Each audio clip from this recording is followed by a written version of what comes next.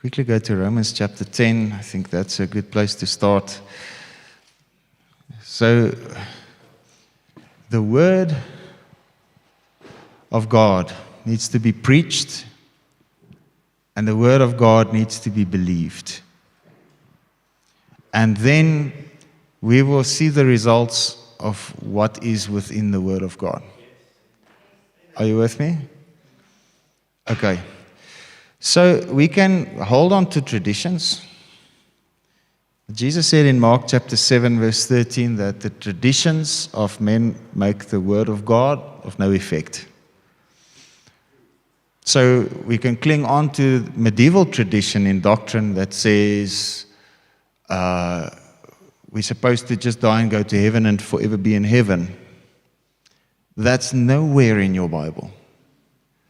But the Bible says if someone dies, he's safe with Christ, but there's a resurrection coming.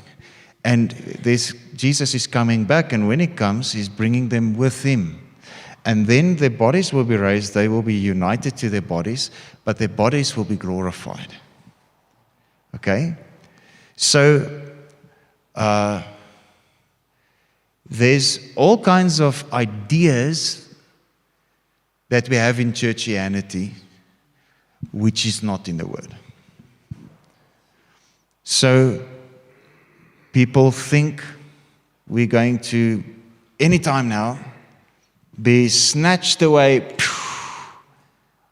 or maybe the 23rd, snatched away and fly away.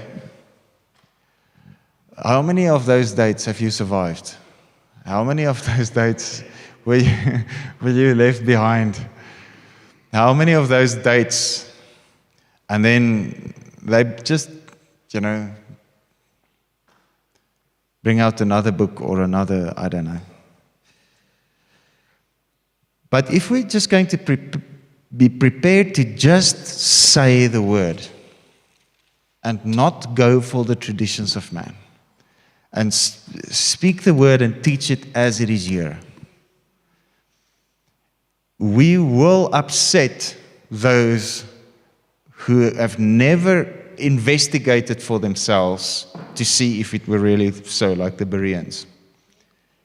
We will upset those who are not connected to the head, but connected to some kind of position. But somewhere, somehow, the truth of the Word of God needs to go out. Because if the truth of the Word of God is not going out, it will not be believed. So in Romans chapter 10, verse 11, the scripture says, "No man who believes in him will ever be put to shame or be disappointed."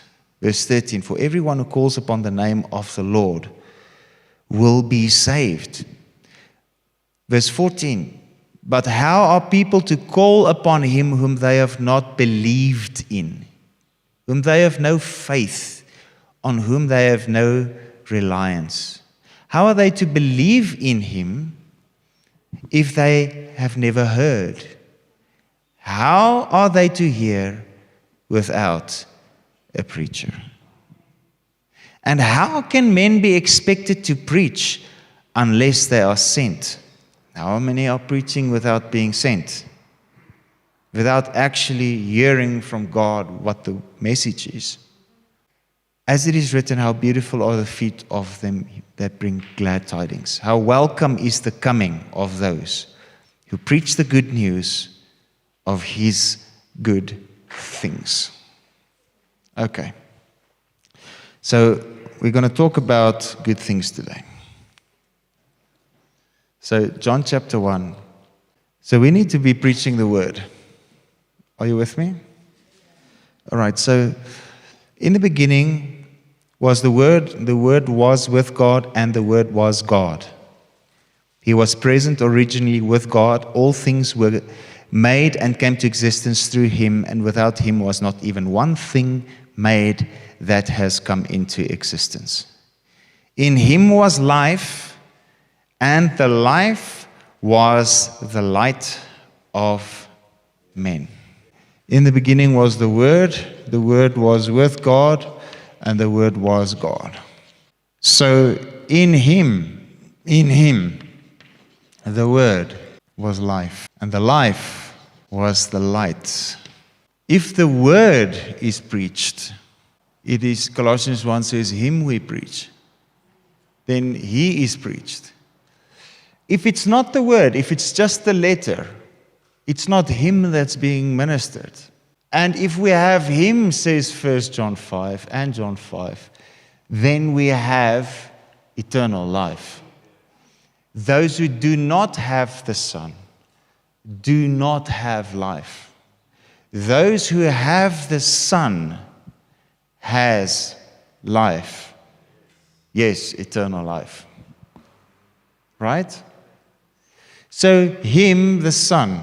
John chapter 1, verse 14. The Word became flesh and tabernacled, lived a while among us, and we actually saw His glory, such glory as an only begotten Son receives from His Father.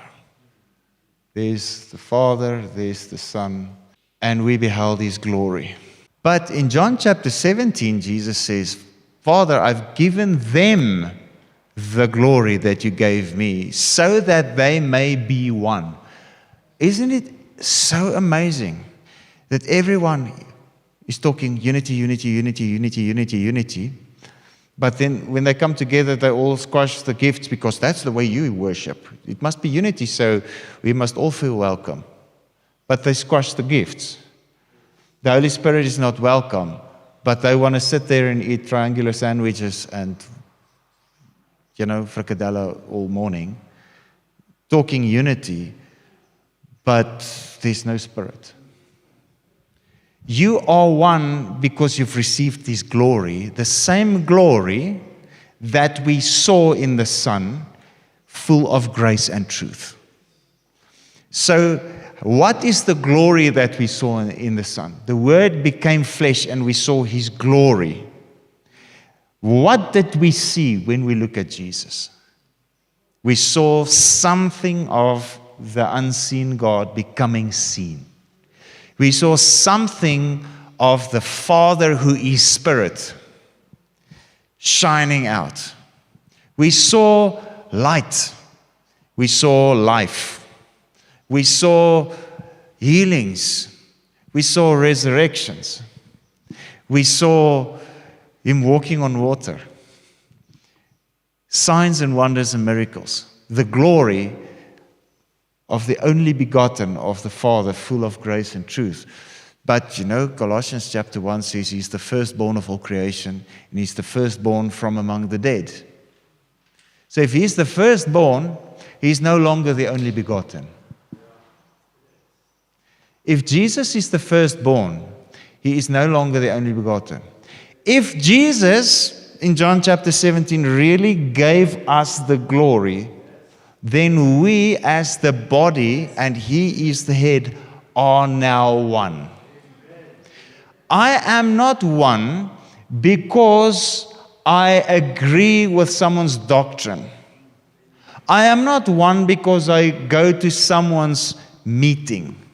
I'm one with someone if I am one with the head, and that person is one with the head.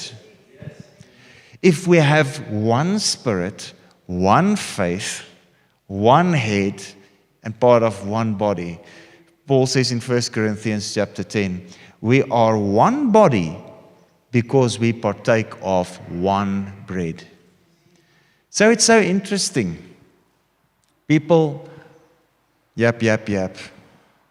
Unity, unity, unity, unity, unity. But then you get there and there's no black people in the church. Or you get there and there's no white people welcome in the church. So where's the unity now? It's from every tribe, every tongue, every language. But it is not only getting everyone together from different languages and races. Anyone who is connected to the head is one with the head. So, when we believe,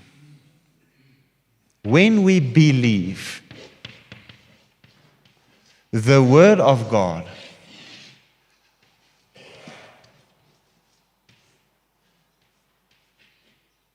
we receive eternal life. When we believe the Word, the life comes, and I'm born again into a higher life, which is from the Spirit. Not only the breath that Adam had, but the breath that Christ had, that he blew over the disciples and says, receive my Spirit. That life. The same life that quickened Jesus from the dead, restored to life his body. That same life is in the Spirit that comes to you when the Word is preached, when you believe the Word, the person. The Word is the person, the anointing, the Christ.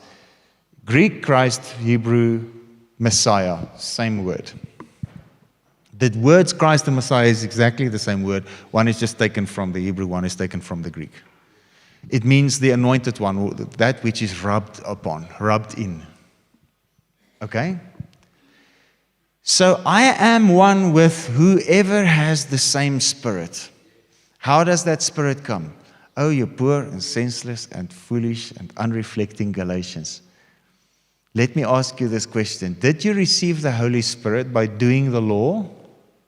Or was it by hearing the message, the word, the gospel, which was preached to you? Oh, but how can you just say the gospel is the word? Well, Peter says it in 1 Peter chapter 1. He says all flesh is like grass and the flower of the grass falls off. But the word of the Lord endures forever. And then he says, and this word is the gospel that you heard. So the gospel is the word. The law of Moses is not the word. So if you read the law of Moses, seeing the gospel and how the law and the prophets is fulfilled in Christ, then all of it is the gospel. So you can read from Genesis to Revelation, and you see the gospel and how everything is fulfilled in the cross of Christ.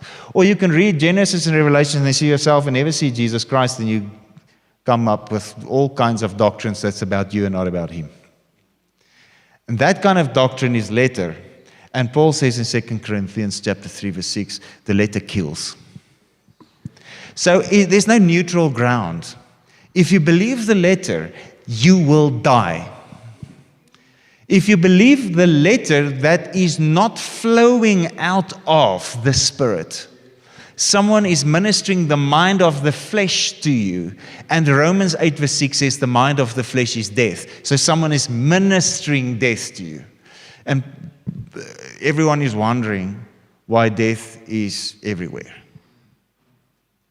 But if we minister the message flowing out of the Spirit, the gospel, the cross, if we minister that, and you believe that, the effect, the fruit of it, must be life. Because if you receive the word, you get born again from incorruptible seed, 1 Peter chapter 1. And if you get born again, you have the Son, the seed of Abraham. You are in him, and he is in you. And when he is in you and you are in him, you have eternal life. So eternal life is not in you doing everything that the law says. Eternal life is in you receiving the Son, who is the Word that was made flesh. And as you receive the Son, Jesus, that Word is made flesh in you. And you are now also born of God. He's the firstborn, but you are, I don't know what your number is, second, third, fourth, 5,600,006. I don't know. How can someone believe if it's not preached? John chapter 3, verse 16. Everyone knows it. For God so loved, dearly prized the world, that he even gave his only begotten Son, so that whoever believes in him shall not perish, come to destruction or be lost, but have eternal everlasting life.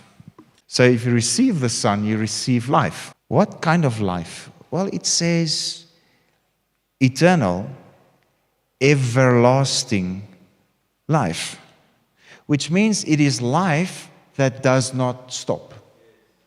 It is life that comes from the eternal, unseen in God, and is now manifest in those who believe the unseen God into the seen.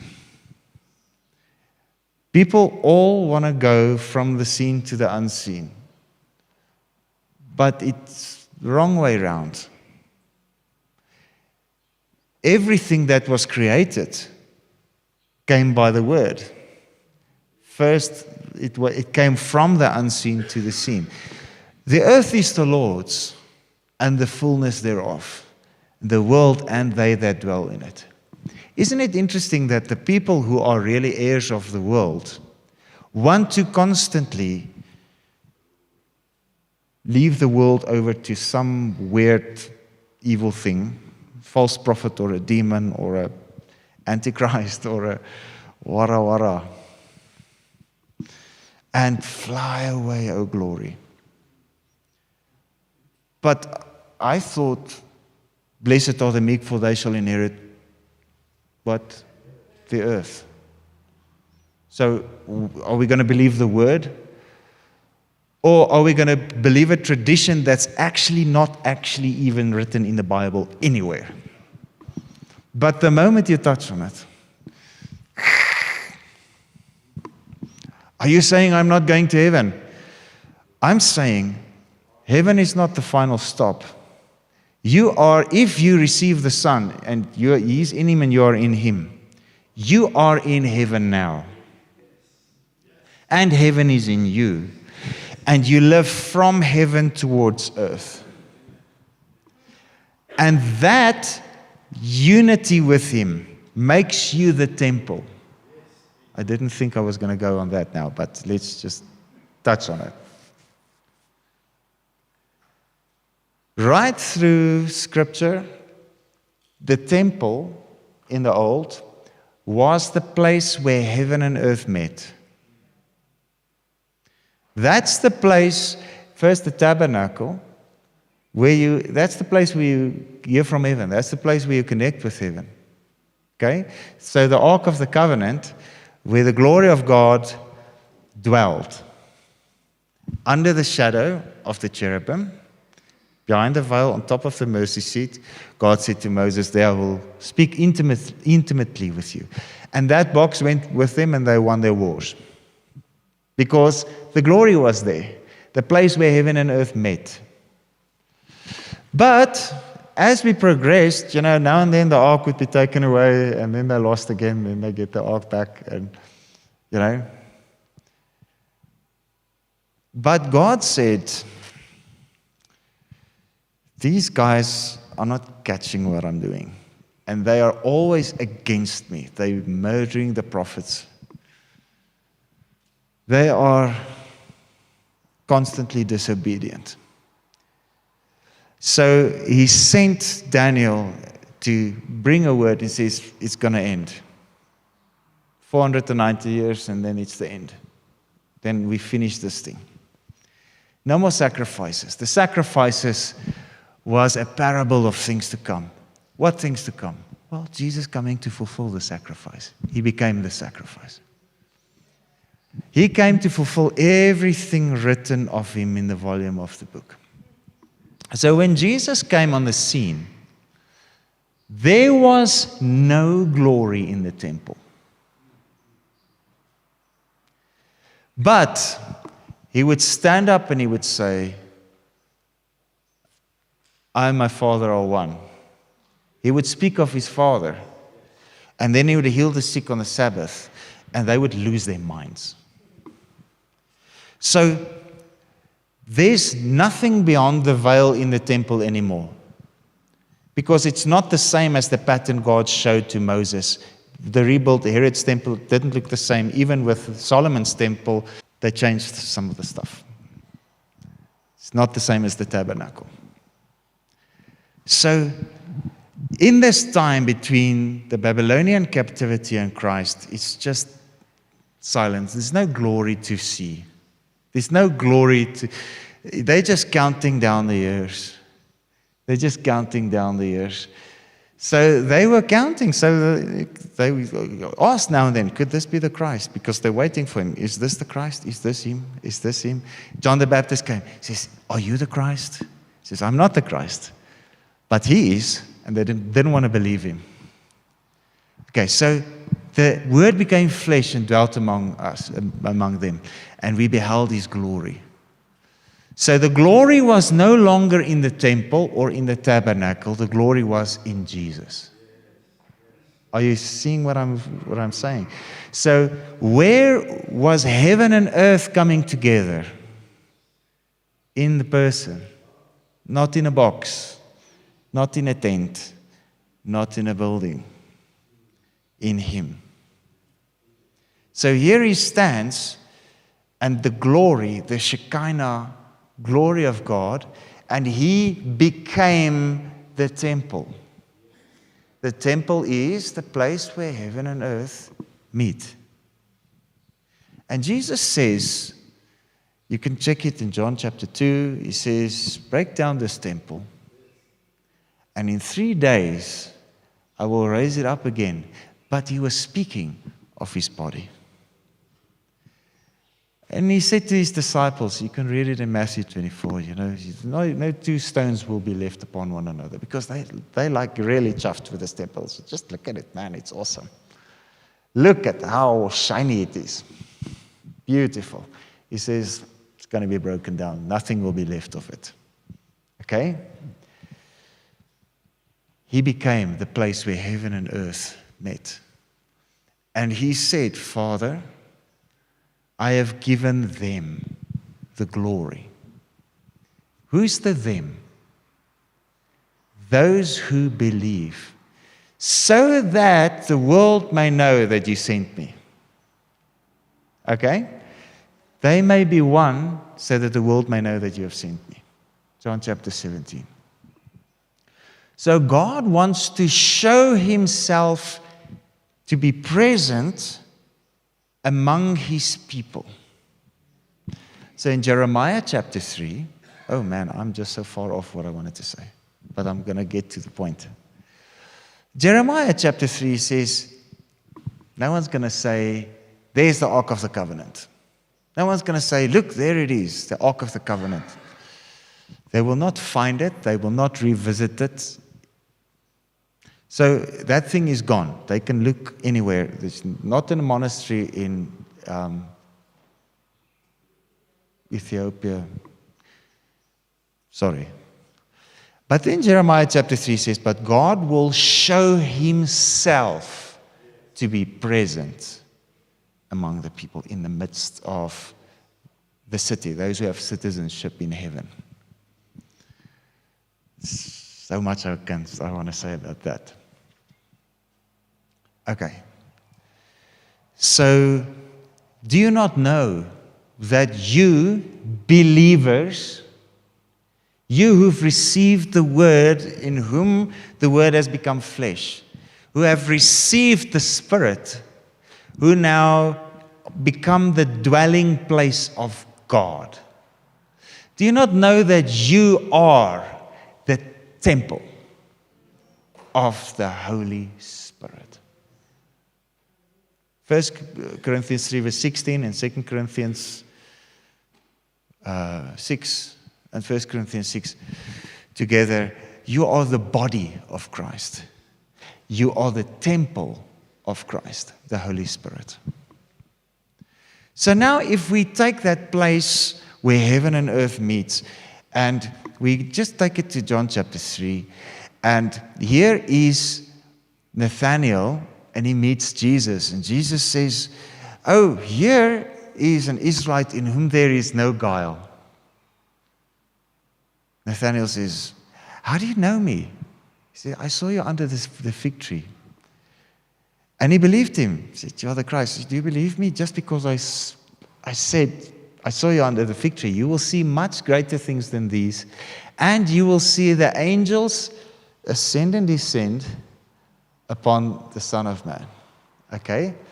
Right, so that's the house of God. Remember? Bethel.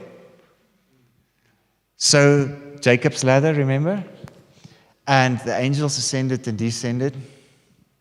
The place where heaven and earth meets.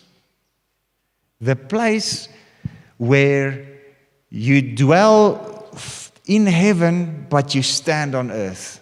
That's the house of God. God is dwelling in His body. You are the dwelling place of God. You are now Bethel. So the people in whom He dwells are the house of God. Okay? And the people in whom He dwells are the true temple of God. So the Holy Land is not a tiny little strip of land full of holes in the Middle East. The Holy Land is now all over the world because the earth is the Lord's. Everywhere where you set your foot, God says, I've given it to you. Everywhere where you are, that soil is sanctified. It belongs to God. You belong to God. You are surrendered to God. And you bring His rulership to earth. Just want to read out of John chapter 5. He says, verse 22, even the Father judges no one, for He has given all judgment entirely into the hands of the Son, so that all men may give honor to the Son just as they give honor to the Father. In fact, whoever does not honor the Son does not honor the Father who has sent Him. I assure you, most solemnly I tell you, the people whose ears are open to my words, who listens to my message and believes and trusts, relies on Him whom He has sent, possesses now eternal life. How do you get eternal life? You believe the word and Him that it represents. And He does not come into judgment, does not incur sentence of judgment, and will not come under condemnation, but He has already passed over out of death into life. Already passed over out of the dominion of darkness, Colossians 1, into the kingdom of the Son of His love. 1 Peter 2, out of darkness into His marvelous light. Out of Adam into Christ. Out of the mind of the flesh, which is death, into the mind of the Spirit, which is life and peace. Okay? So the moment you believe, righteousness comes to you. I'm now in Romans 8, verse 10. He says, though your body be dead by reason of sin and guilt, the Spirit is made alive. So you receive life, eternal life, when righteousness is imputed to you. So the moment you hear the message of Jesus dying for you on the cross, He paid the price for you. He died for you as your substitute. And the moment you believe it and trust in it, life comes to your spirit. Righteousness is imputed and the Spirit is made alive. Remember, we're talking about life for the last how many weeks? But if the same Spirit that raised Christ from the dead now dwells in you, made manifest in you, He will also quicken, restore to life your mortal bodies. Yes, there is a last day and resurrection where the dead will rise and the mortal will put on immortality and corruption will put on incorruption.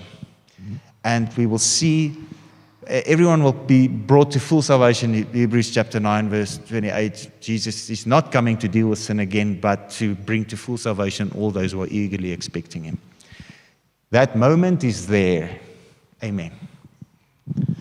But do you know that when you behold his face now, in a glass, and you see in that word of God that you believe, the glory of the Lord, you are being transformed into that same image from glory to glory.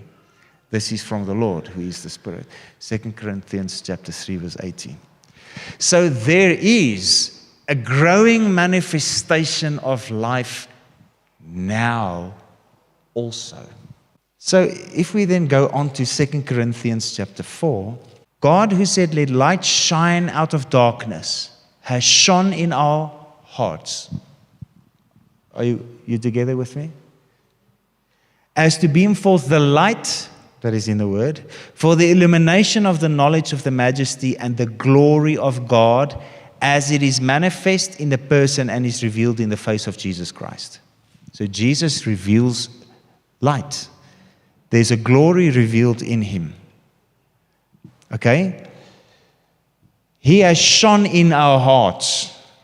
Verse 7, however, we possess this precious treasure, the divine light of the gospel, in frail human vessels of earth, that the grandeur and exceeding greatness of the power may be shown to be from God and not from ourselves. Very important. When the glory shines, it cannot come from you. So we can never have a mindset that we think we deserve it, that we think we earned it, that we think we produced it. We are hedged in, pressed on every side, troubled, oppressed in every way, but not cramped and crushed. We suffer embarrassments and are perplexed and unable to find a way out, but not driven to despair. We are pursued and persecuted, hard driven, but not deserted to stand alone. We are struck down to the ground, but never struck out and destroyed. Always carrying about in the body the liability and exposure to the same putting to death that the Lord Jesus suffered. Listen.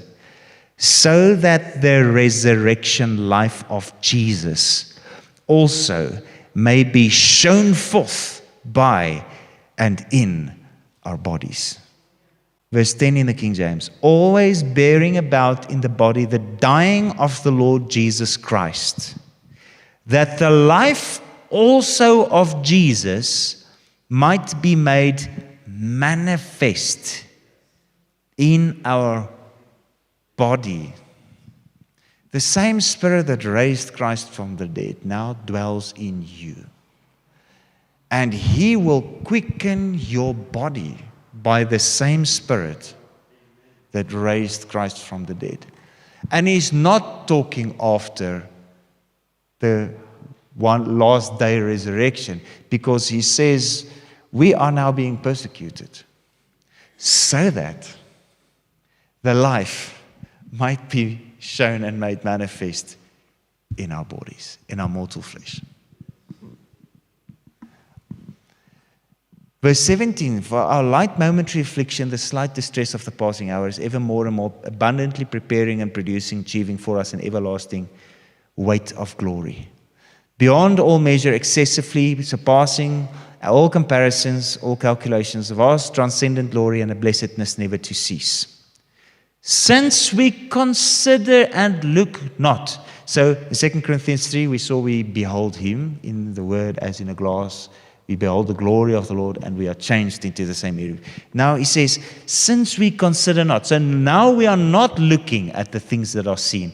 We are not looking at the persecution. We are not looking at people trying to kill us. We are not looking at everything that's going wrong. He says, but to the things that are unseen. We are looking to the unseen but sure honor and glory, Romans chapter 2 verse 7, and the blessedness of immortality, and we seek that. He says, for the things that are visible are temporal, but the things that are invisible are deathless and everlasting. So the idea is not that the things that are now in the invisible will never become visible, and therefore there will never be a manifestation of eternal things in this earth. He says, what is in the invisible now, that eternal stuff must come here. That eternal life must be made manifest in the visible. It must come here. Our Father who art in heaven, hallowed be your name. Thy kingdom come, thy will be done in earth as it is in heaven. Whatever is there must come here.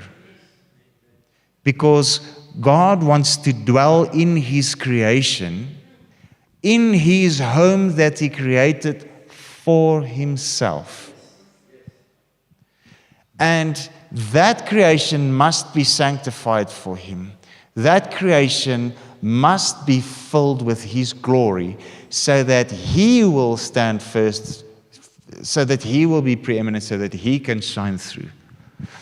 It is not the container that is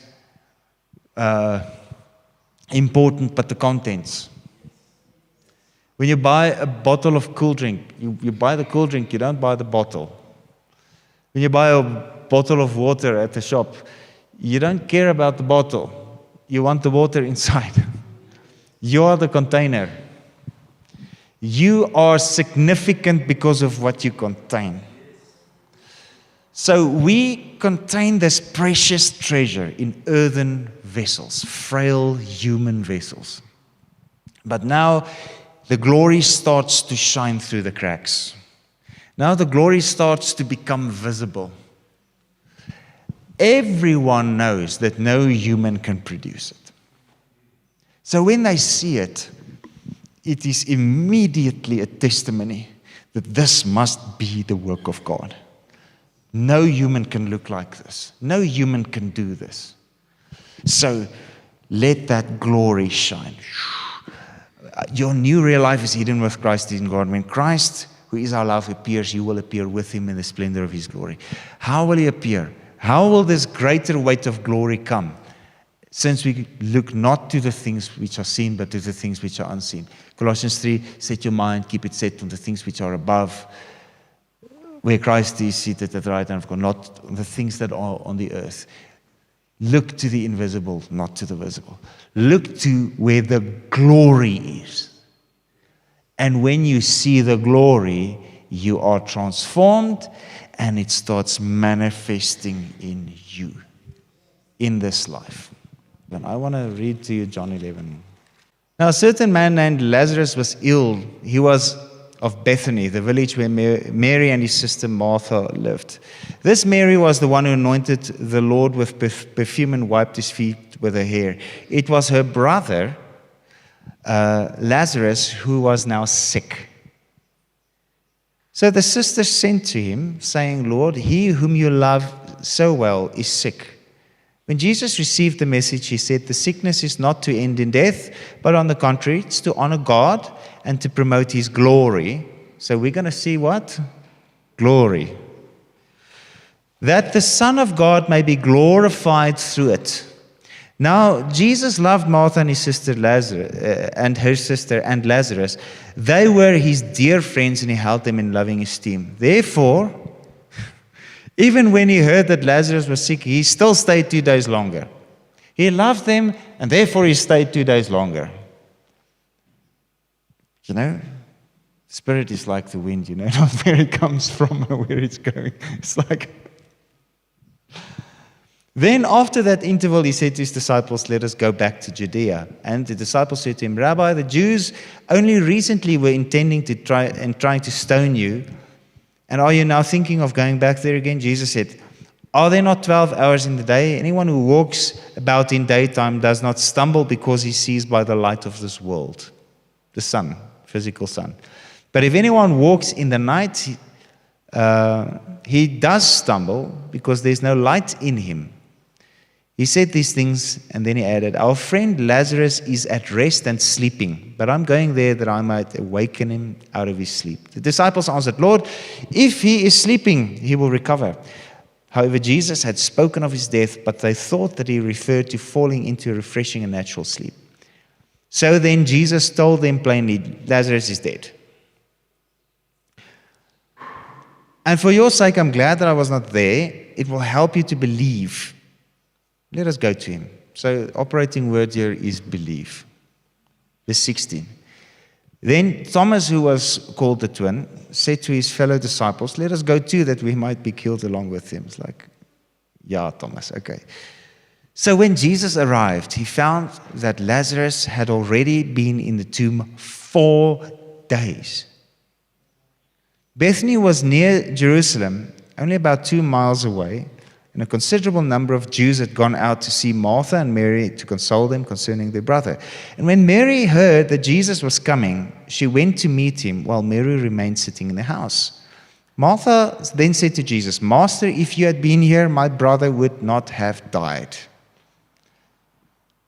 The word that has become flesh, that is full of light and life, if he had been here, my brother would not have died. So she kind of knew something about him. Good revelation. Verse 22, and even now I know that whatever you ask from God, he will grant it to you. Jesus said, your brother shall rise again. Now she makes the leap that most people want to make when we speak about life. I know he will rise again at the resurrection at the last day. Okay? But God says he wants to show something now. Jesus said to her, I myself am the resurrection and the life. Whoever believes in me, although he may die, yet he shall live. And whoever continues to live and believes in me shall never actually die at all. Do you believe this? She said to him, yes, Lord, I've believed that you are the Christ. So that was a bit tough for her. But she said, yeah, I believe you're the Christ. Even he who was to come into the world. After she said this, she went back and called her sister Mary, privately whispering to her, the teacher is close at hand and is asking for you. She sprang up quickly, went to him. Verse 37. Some of them said, could not he who opened the blind eyes have prevented this man from dying? Now Jesus, again sighing deeply and deeply disquieted, approached the tomb. It was a cave, and a boulder lay against it. Jesus said, take away the stone. Martha, the sister of the dead man, exclaimed, but Lord, by this time he is decaying and throws off an offensive odor, for he has been dead 4 days. Jesus said to her, did I not tell you and promise you that you would, if you would believe on me, you would see the glory? If you would believe, what would you see? Glory. So if you behold the word, what do you see? Glory. If you believe the word, what's going to manifest? Glory. So they took away the stone, and Jesus lifted up his eyes and said, Father, I thank you that you have heard me. Yes, I know that you always hear and listen to me, but I have said this on account and for the benefit of the people standing around, so that they may believe that you did send me. When he had said this, he shouted with a loud voice, Lazarus, come out! And out walked the man who had been dead, his hands and feet wrapped in burial cloths, and with a burial napkin bound around his face. Jesus said to them, free him of the burial wrappings and let him go. Upon seeing what Jesus had done, many of the Jews who had come with Mary believed in him. They trusted in him, yet relied on him. But some of them went back to the Pharisees and told them what Jesus had done. So the chief priests and Pharisees called a meeting of the council and said, what are we to do? For this man performs many signs and miracles. Imagine, what are we to do? Well, just believe him for a change. I mean, so they plotted to kill Lazarus again. Can't have that. Can't have the dead being raised. Okay. Listen.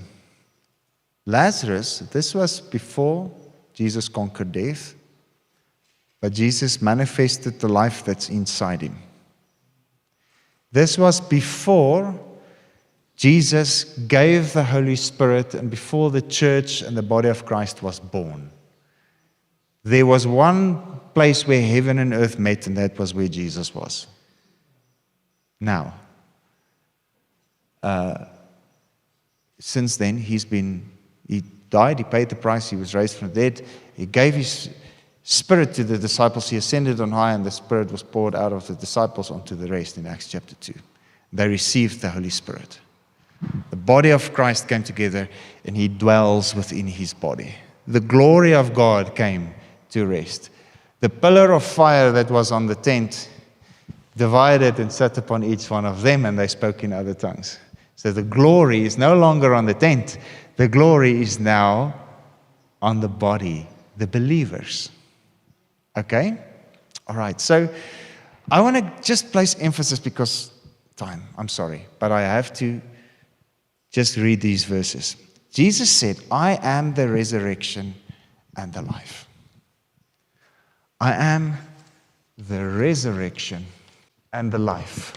Whoever believes in me, although he may die, yet he shall live. Verse 26. And whoever continues to live and believes on me shall never die at all. Live and believe.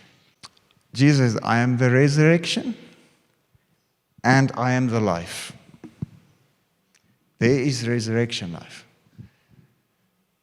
But there is indestructible, immortal life.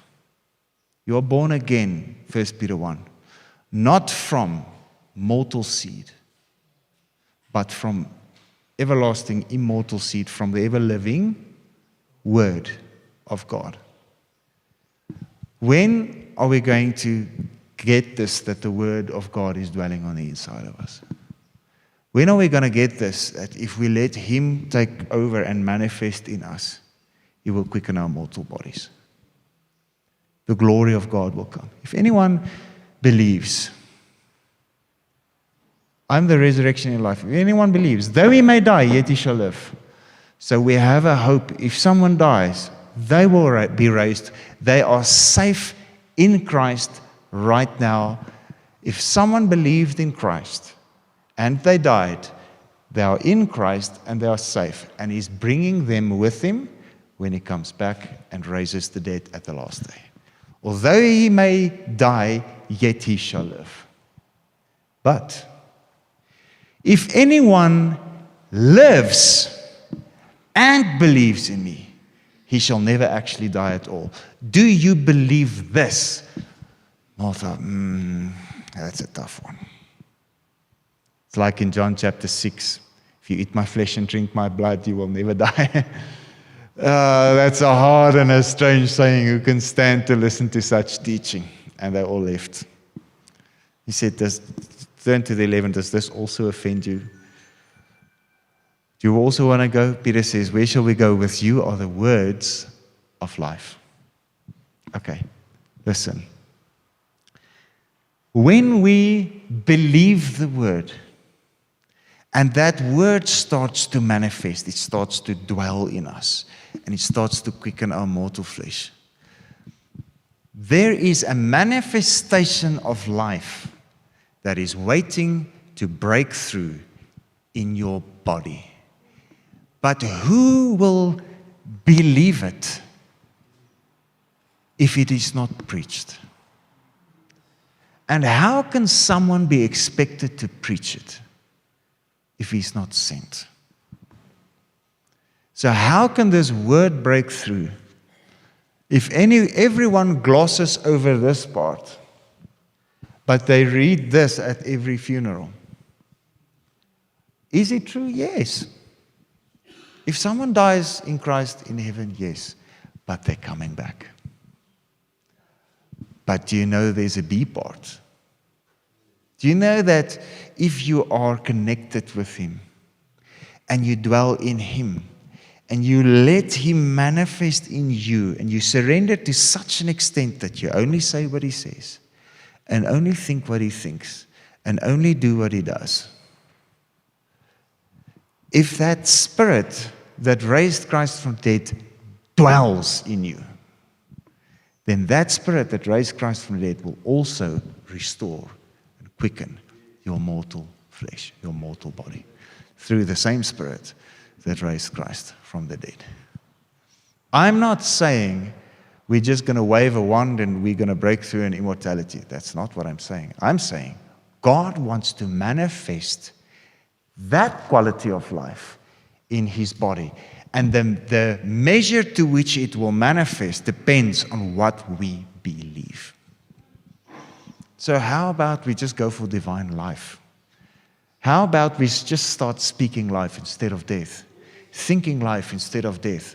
How about we start ruling and reigning over our circumstances? How about we just believe the word and start laying hands on the sick and start preaching what the word really says?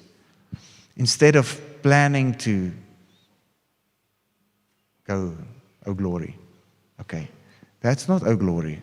Oh glory is to live and to let the glory of the Lord dwell on the inside of us. Those whom He has called, He is also glorified in Romans chapter 8. Jesus, we thank You. We welcome You. We ask You to come and dwell in all Your glory in us. We as a fellowship of believers say, Holy Spirit, You are welcome. Jesus, King of glory, You are welcome. We are eagerly awaiting and anticipating You. We earnestly seek unseen glory and honor and the blessedness of immortality. We welcome the life that You want to manifest in our bodies. We say, yes, Lord. We pray that Your will be shown, demonstrated in this earth so that people may know that the Father has sent You. We give You glory and praise in Jesus' name. Amen. Amen. Amen.